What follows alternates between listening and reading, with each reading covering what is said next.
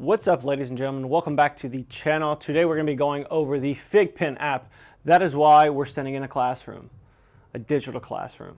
To make things easier, I'm going to bring up a screenshot from one of my Iron Man pins. Now, if you notice up here at the top, you have what is the name of the pin. Obviously, every pin has that. Down here, you're going to have the factory score, and then somewhere around here, I'm like a weatherman trying to figure it out. Somewhere around here is going to be the story score. So let's break it down. Up here, you have the name of the pin. Right here, you have the factory score, and under the factory score, you have the story score. Now, these two scores are the most important. Now, we'll start with the factory score. The factory score is a combination of all three of these scores right here. The addition score, the volume score, and the sequence score, okay? So the addition score is going to be what addition it is. If it's a first edition, you're going to start it, it's going to be 20 points. The 20 points is the max, okay? So if it's a first edition, it's going to be 20 points. If it's second edition, I think it's probably around 18. Now, in the middle here, you have the volume, and that is the amount of pins that were produced. And depending on how large it is, will depend on your score, and the max there is 20. In order to get a max score here, you need a pin that is 1 of 1. So the only way to get a max score here on the volume is to have a 1 of 1 pin, a one-off pin. And the next thing you're going to look at is the sequence number, and that is where in the sequence this pin or your pin was made. So if it was the second one made, it's going to be a high number. And the max right there on the sequence is 60. And the only way to get 60 obviously would be to have number 1.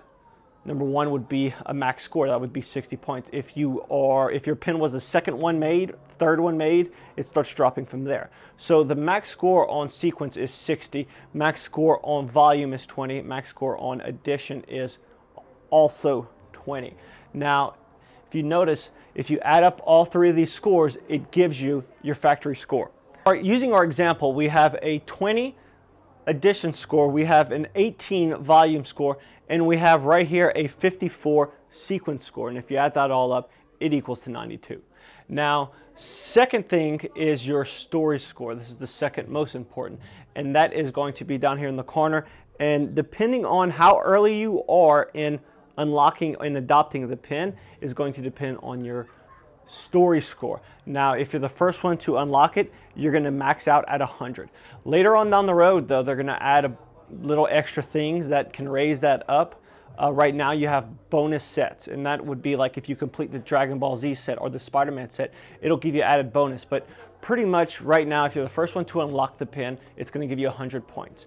Now, if you're the second one, it starts going down. So with the story score, you're going to take it and you're going to put it back up here, and then you take it and you multiply it with the factory score. So in this instance, we have a 92 factory score and a 40 story score, and you multiply that. 92 times 40 is 3,680, and that gives me my Figpin power score.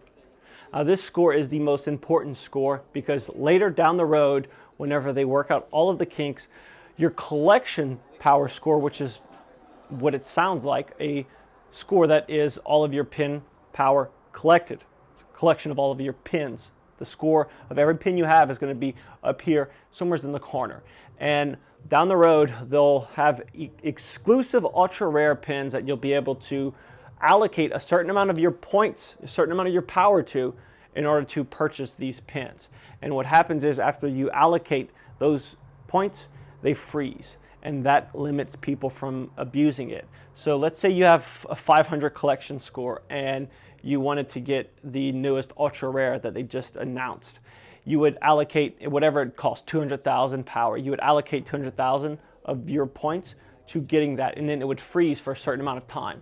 And the next pin that would release, chances are you probably wouldn't be able to get it because you used up all of your power or most of your power getting the pin previous. And it's a good way of limiting people from just abusing it and just constantly getting every single one.